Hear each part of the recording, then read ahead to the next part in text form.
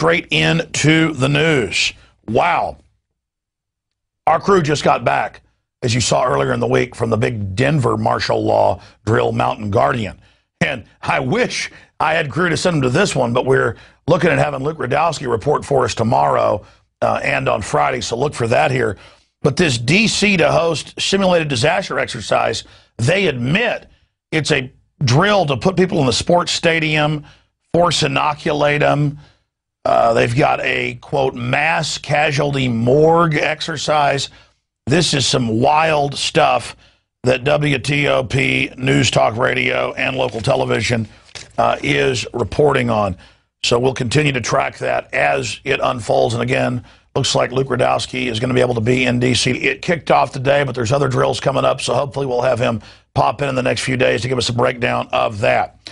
Now, speaking of forced inoculation, you'll remember earlier in the week we showed you clips of newscast in California where they're going to people's doors and saying, it's the law, you got to take shots, when there is no law.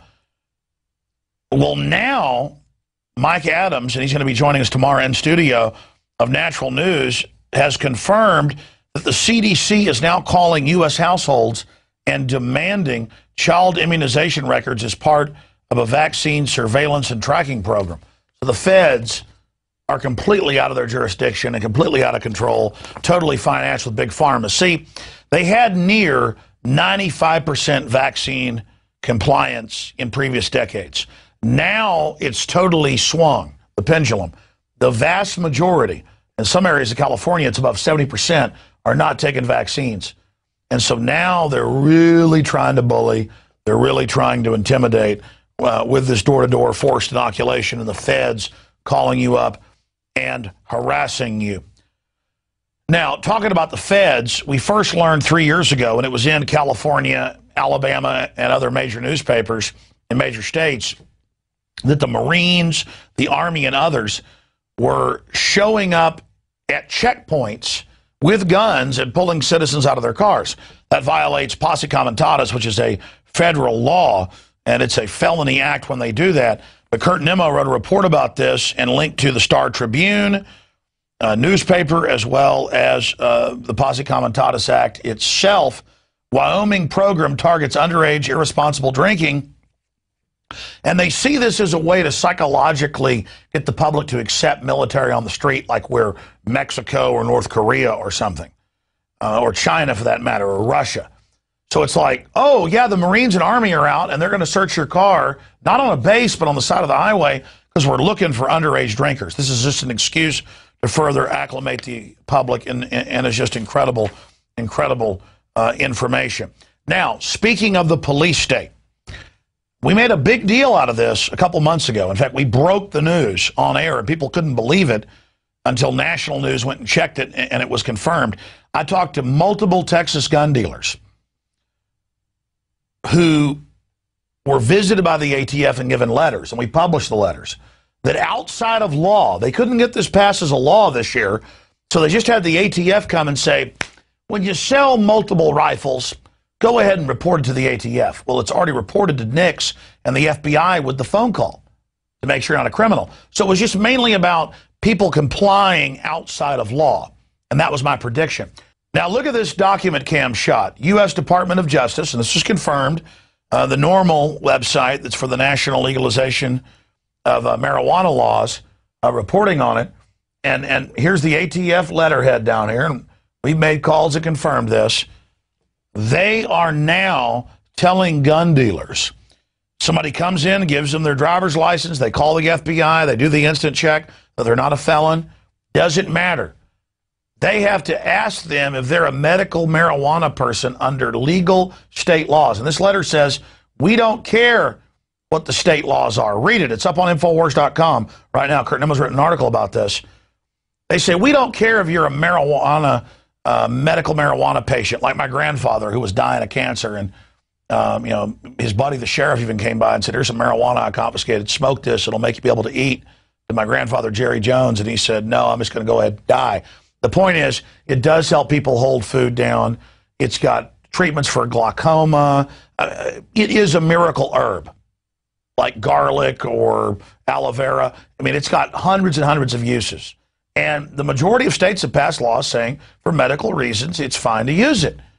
And this is so incredible that outside of law, the feds are coming in and saying, even if you sell a gun to somebody and don't know they're a medical marijuana user and have a medical marijuana state law card, we're going to prosecute the gun dealer, the gun shop, and we're going to prosecute the medical marijuana user. I mean, this is incredible tyranny. Every time I think I can't be shocked by a new level of oppression and corruption, government just takes it to a new level.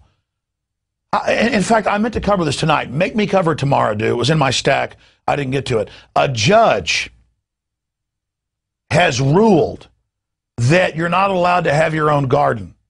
A judge has ruled that, because people sued saying, I'm allowed to have a garden, I'm allowed to do this, and the judge said, you, under the police power, have no right to grow a garden. It is not a right to grow your own food. I mean, that's what I mean. I'm so overwhelmed right now that I'm just moving from point to point. In fact, Rob, it was on InfoWars today, and I actually had it in my stack. In fact, the problem is they clean my broadcast desk off and pile it up every day. Make me tomorrow cover that issue with Mike Adams when he's on, okay? Because I mean, that's what I'm saying. I can't even cover it all here. That's what's frustrating. I can't spend an hour and a half or 2 hours like I would 10 years ago on the ATF saying, well, we don't need any stinking laws. And it says right here, we don't care if your states have passed laws saying you can have medical marijuana. They actually say, if you sell a gun to somebody that uses medical marijuana, we're going to imprison you. This is so out of control. Meanwhile, the federal government's on record letting the Sinaloa drug cartel that runs the U.S.-Mexican border ship in tens of tons a month for 5 years of cocaine, and the ATF shipping them firearms, 2,000 at a time, to kill drug cartels that don't launder their money through U.S. government. They just want to harass poor cancer patients and people that are smoking marijuana and harass American citizens. And I, for one, am sick and damn tired of the treason of the ATF and the stinking federal government. But at the end of the day, it's our fault for acting like cattle and putting up with this crap. I don't even smoke marijuana. And I understand the incredible medical uses for it, and it's an excuse to target the general public. Legalize it now and get the feds the hell out of our lives. It's on record, George Washington smoked marijuana, and his doctor's prescriptions from the apothecary, he grew it, but the prescription where the doctor says you need to smoke it for your stomach aches and your toothaches. They would arrest George Washington today in this country. I want this country to be land of the free, home of the brave, and not land of the cowards and home of the slaves. I'm sick of it. Okay, I'm done ranting. Look at this headline. Feds to legal marijuana. Feds to legal medical marijuana patients. You don't have Second Amendment rights, period. Unbelievable information. And a judge, a high-powered state judge, rules you can't grow a damn garden. You don't have any rights. I mean, I'm sorry. It's like the Bob Dylan song. Pretty soon, having your own garden will be against the law. Yeah, I'm going to grow corn on the moon and eat it raw. I mean, what is going on here? What's happened to my republic, your republic?